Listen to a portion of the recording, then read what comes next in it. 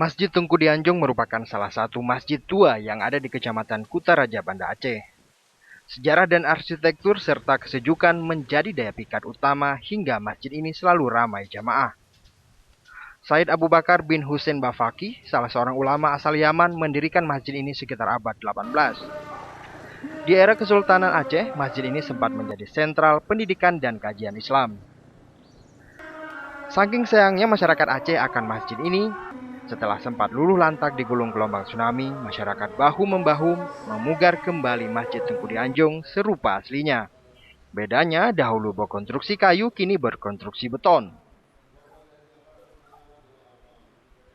Setahun usai tsunami melanda, masyarakat Aceh telah kembali memfungsikan Masjid Tengku Dianjung sebagai tempat mendekatkan diri dengan Sang Khalik.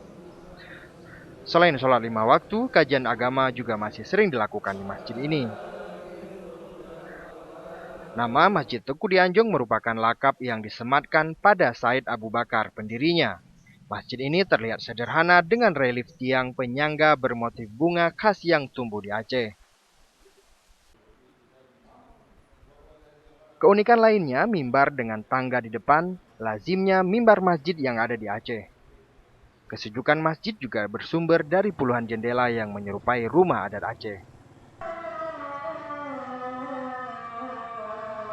Kabar dari orang-orang tua ya Pak. Dulu memang sebelum dipugar masjid ini ada mihrab. Mihrab yang nggak boleh dipugar.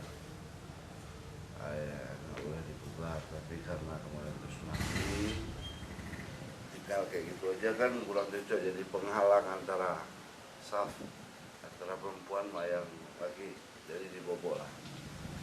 Makam Said Abu Bakar dan istrinya Syarifah Fatimah berada di dalam komplek masjid. Seluruh makam ini merupakan satu-satunya yang selamat dihantam tsunami.